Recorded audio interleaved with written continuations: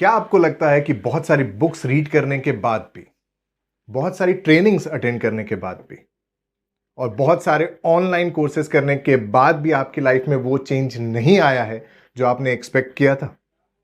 अगर आपका आंसर है यस, तो मेरे साथ एंड तक बने रहिए, क्योंकि इस वीडियो के एंड में है आपके वो सारे सवालों के आंसर्स। हाँ जी, मैं हूं doctor Arvind Singh Tuteja and welcome to a positive. Imagine करिए आपके सामने एक बकेट है जिसमें आपको पानी भरना है, और हर बार जितने बार भी आप उसमें पानी भरते हैं, यू फाइंड आउट कि उसमें से 90% of the water leaks out, और वहां पे केवल 10% ही पानी है जो उस बकेट में बचता है। जितने बार भी आपने ये किया, हर बार रिजल्ट वही था कि केवल 10% पानी ही उस बकेट में बचता है। Now what you will do? आप क्या करने वाले? आई थिंक आपका एक्शन पॉइंट होगा, या तो आप उस बकेट में जो लीकेज है उसे आप करेक्ट करेंगे, या आप एक नया बकेट ले लेंगे। Very simple, right? But this is not at all the way we do with our learnings. हम अपनी लर्निंग्स के साथ में कभी ऐसा नहीं करते। ऑलमोस्ट हम सब 90% of our time, our resources, our learning time हम वेस्ट कर देते हैं because we do not know a very simple concept जिसे हम कहते हैं द लर्निंग पिरामिड।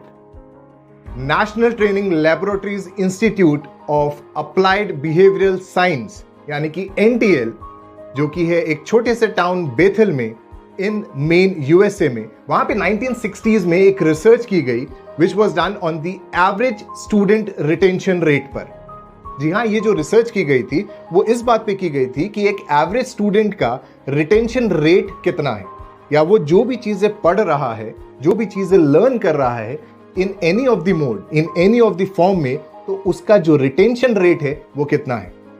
और उससे जो लर्निंग्स आई सामने, उससे जो हमें कंक्लूजन मिलता है, इट इज वेरी वियर्ड। आप ये जान के बहुत ही ज्यादा हैरान होने वाले हैं कि अभी तक ट्रेडिशनली हम जिस कंसेप्ट को सबसे ज्यादा सुपर्ब मानते थे, सबसे ज्यादा हाई लर्निंग वाला मानते थे, वहां पे ये सारी थ्योरी फेल हो गई।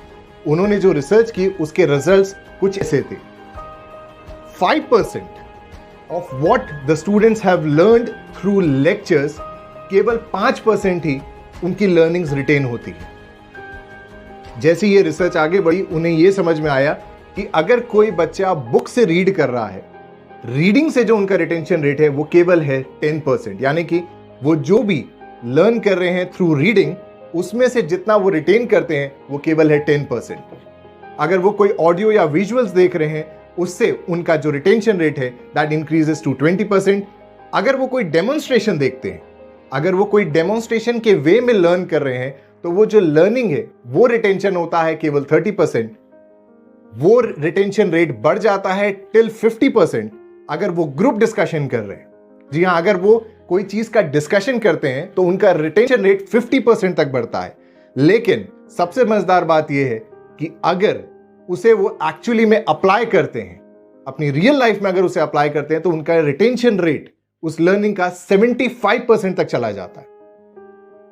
लेकिन इस रिसर्च को रीड करने के बाद I was surprise to know ये फैक्ट, जो मुझे जाकर अब पता चला कि अगर हम कोई भी चीज को लर्न करते हैं और उसे अगर हम किसी दूसरों को टीच करते हैं या एक्चुअली में अपनी लाइफ में अप्लाई कर जाते हैं, तो वो जो रिटेंशन रेट है that goes up till 90%। Yes, वो 90% तक चला जाता है।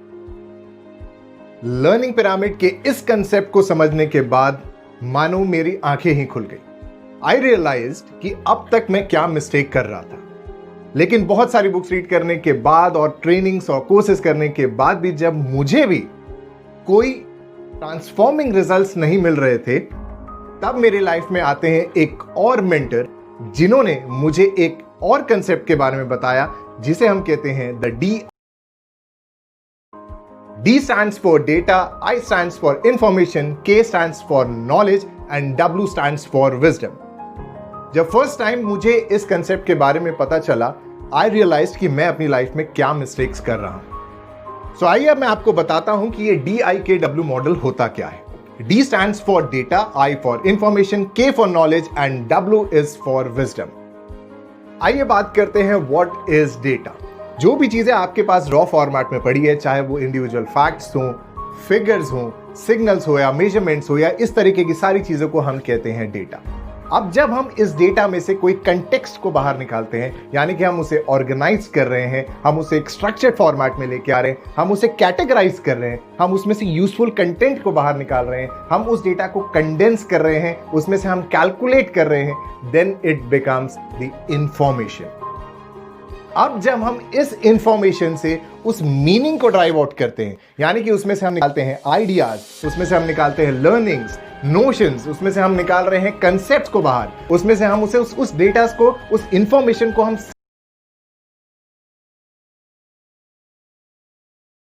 एक्चुअली में हम जब उस पर डिस्कस करते हैं, दैट बिकम्स नॉलेज।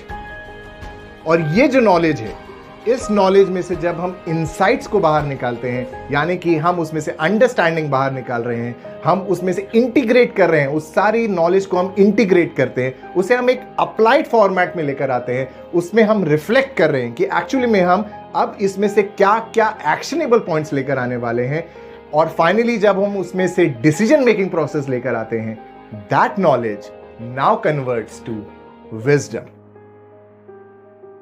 और जिस दिन मुझे यह समझ में आया कि व्हाट इज विजडम, उस डे से मेरी लाइफ ट्रांसफॉर्म हुई। अभी तक आप और मैं, हम सब डेटास, इंफॉर्मेशन और नॉलेज तक आकर रुक जाते हैं। इनफैक्ट हमें लगता है कि हमें सब चीज की नॉलेज है, हमारे पास सारी इंफॉर्मेशन है, बट फिर भी हमारी लाइफ में कोई ट्रांसफॉर्मेशन क्यों नहीं आ रहा है? इट इज जस्ट बिकॉज हमारे पास विजडम नहीं है। और यहीं पर आता है the concept which is called as the law of implementation, यानी कि द लॉ ऑफ एग्जीक्यूशन। आपने जो सीखा है, आपने जो लर्न किया है, जिसके बारे में आपने सारी इंफॉर्मेशन गैदर की है, जिसे आपने एक्चुअली में नॉलेज में कन्वर्ट किया है, क्या आपने उसके एक्शन पॉइंट्स को बनाया है? क्या आपने एक्चुअली में उसे इंप्लीमेंट किया है? अगर नहीं, तो आपकी लाइफ में कोई चेंज नहीं आने वाला है। और जिस दिन मैंने ये लॉ ऑफ इंप्लीमेंटेशन को अपनी लाइफ में अप्लाई करना शुरू किया, उस दिन से रिजल्ट्स दिखने शुरू हुए। मैं आपको एक रियल लाइफ एक्सपीरियंस बताता हूं। बात है मई की। आप सबकी तरह उस पूरे लॉकडाउन पीरियड में मैंने भी बहुत सारे वेबिनार्स, बहुत सारी ट्रेनिंग्स अटेंड की। And one was the training that I attended was a finance training, जहां पे मेरे मेंटोर ने बहुत सारे कंसेप्ट मेरे साथ शेयर किए।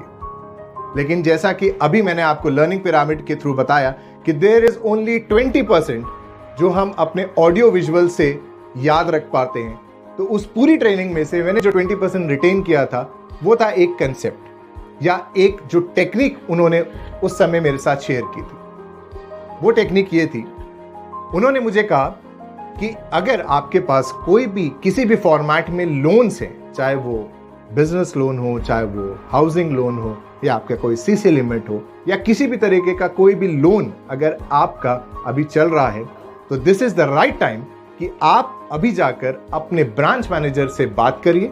आपके XYZ बैंक में, जिस भी बैंक में आपका वो जो इंटरेस्ट जो आपका चल रहा है, जो भी आपने लोन लिया हुआ है, उस पर्टिकुलर बैंक में जाइए और अपने ब्रांच मैनेजर से जाकर बात करिए और नेगोशिएट करिए अपने इंटरेस्ट रेट पर। वो जो टर्बुलेंट टाइम्स था, there was very high chances कि बैंक आपके इंटरेस्ट रेट को कम कर सकता था।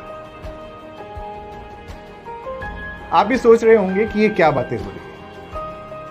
क्या कभी ऐसा हो सकता है कि जिस रेट ऑफ इंटरेस्ट पर हमने कोई लोन लिया है, हम तो इनिशियली पे उस पर जितनी बार्गेनिंग करनी थी हमने कर ली, क्या बाद में भी ऐसा पॉसिबल है कि वो इंटरेस्ट रेट कम हो सके? जो आप सोच रहे थे, मैं भी वही सोच रहा था कि ये जितने भी मेंटोर्स हैं, ये अपने कोर्सेज में बोल तो देते हैं, बट एक्चुअली में रियल लाइफ में ये होता नहीं। बट एक और चीज मुझे ध्यान आई, जो हमारे सर कहा करते थे, if you won't ask you will won't gate. अगर आप मांगेंगे नहीं तो आपको मिलेगा नहीं। और इस प्रिंसिपल को अप्लाई करते हुए नेक्स्ट डे मॉर्निंग मैं पहुंच गया अपने XYZ ब्रांच पर। ब्रांच मैनेजर के साथ जब मैं बैठा था, मैंने उनसे कहा कि सर, मेरा जो होम लोन है वो काफी समय से आपके पास में है, और इस पीरियड में मेरी एक और बैंक यानी कि ABC बैंक से मेरी बात चल रही है, और वो मुझे कम इंटरेस्ट रेट पर ये होम लोन को स्विच करने का ऑफर दे रहे हैं। इनफैक्ट वो मुझसे जो स्विच ओवर चार्जेस है वो भी वो नहीं लेने के लिए तैयार है। आपका और मेरा ये जो रिलेशन है ये हमेशा बना रहेगा, लेकिन अगर आप मुझे इंटरेस्ट रेट कम नहीं करके देंगे तो आई एम सॉरी, मुझे शायद इस बैंक से स्विच करके दूसरे बैंक पे जाना पड़ेगा। ब्रांच मैनेजर, क्योंकि मेरे बहुत अच्छे फ्रेंड भी हैं, उन्होंने मुझे कहा कि अरविंद प्लीज वेट, मैं देखता हूं कि मैं आपके साथ क्या कर सकता हूं। विदिन 2 मिनट्स उन्होंने जो मुझे आंसर दिया that actually was mind blowing. Initially जब मैंने वो होम लोन लिया था, द इंटरेस्ट रेट वाज 8.55%। ये मैं बात कर रहा हूं बिफोर टर्बुलेंट टाइम्स की, यानी कि बिफोर कोविड। 8.55 में फ्लोटिंग रेट ऑफ इंटरेस्ट में मेरा होम लोन लिया हुआ था, और क्योंकि वो फ्लोटिंग रेट था तो वो एक्चुअली में 8.35 हुआ, 8.25 हुआ, 8.1 तक भी गया। जिस टाइम पे मैं अपने ब्रांच मैनेजर से बात कर रहा था, at that time my rate of interest on the home loan was 8.1 almost. मुझे पूरी उम्मीद थी कि इस कन्वर्सेशन के बाद में जो मेरा होम लोन होगा that would get down to 7.8, 7.9 और maybe 8, because I wasn't expecting much. मैं बहुत ज्यादा एक्सपेक्टेशन के साथ तो गया नहीं था। लेकिन जब उस ब्रांच मैनेजर ने मुझे आंसर किया, he said, sir looking at the current situation और आपकी प्रोफाइल को देखने के बाद अभी जो करंट में आपके लिए इंटरेस्ट रेट रिड्यूस कर सकता हूं that can be 7.55। Yes, I repeat, it was 7.55 जो उन्होंने मुझे उस समय ऑफर किया। आप इमेजिन कर सकते हैं, 8.55 से वो शुरू हुआ था, नाउ इट वाज 7.55। और जो स्विचिंग ओवर द चार्जेस होता है, वहां पे एक डॉक्यूमेंटेशन सॉर्ट ऑफ चार्जेस होता है, जहां पे ये जो इंटरेस्ट रेट को कम करने के लिए जो चार्ज होता है, इनिशियली वो इंटरनेट पे बैंक के जो वेबसाइट है उसमें दिखा रहा था 5,000 रुपीज, उस पर भी बार्गेनिंग हुई और उन्होंने वो मुझे करके दिया 2,950 रुपीज में। If you won't ask you will won't get. Just एक simple law which is called as the law of implementation, यानी कि जो मैंने उस कोर्स में सीखा, जो मैंने उस कोर्स में समझा, उसे जब मैंने अपनी रियल लाइफ में अप्लाई किया, I got this life transforming result. और ये जो रिजल्ट है, ये जो कंसेप्ट है, अगर इसे आप अपनी हर फील्ड में अप्लाई करेंगे, result is bound to happen. आगे सुनिए, ब्रांच मैनेजर ने जो मेरे साथ टिप्स शेयर की वो मैं आपको बताता हूं। मैंने पूछा कि सर ये जो इंटरेस्ट रेट कम हुआ है ये तो आप सबके साथ कर सकते हैं, जिनके पास भी, जिन्होंने भी होम लोन लिया ये तो सबके साथ अप्लाई होगा। उन्होंने कहा यस ऑफ कोर्स अरविंद, ये हम सबके साथ कर सकते हैं। मैंने कहा तो सर इसकी इंफॉर्मेशन या तो आप मैसेज के थ्रू या मेल के थ्रू या कॉल्स के थ्रू आप सारे अपने जितने क्लाइंट्स हैं उनको आप बताते होंगे। उन्होंने एक सरकास्टिक से स्माइल दिया और उन्होंने कहा कि व्हाई शुड वी, हम क्यों उनको इन्फॉर्म करें। यस, हम जो भी रेट्स ऑफ इंटरेस्ट में चेंजेस आते हैं उसकी इंफॉर्मेशन हम जरूर देते हैं, but that is only uploaded in the official website of the bank. अगर आप अवेयर हैं तो आप बैंक की वेबसाइट को सर्फ करते रहिए और उसमें अगर कोई ऑफर्स आ रहे हैं तो उसे आप यूज कर लीजिए। Otherwise we do not call, we do not message, we do not email कि आपका इंटरेस्ट रेट कम हो सकता है। जस्ट अ स्मॉल अवेयरनेस आपके कितने पैसे बचा सकती है आप सोच भी नहीं सकते। उन्होंने मुझे एक और टिप दी कि अरविंद, आज मैं आपको एक बहुत ही सीक्रेट टिप देने वाला हूं।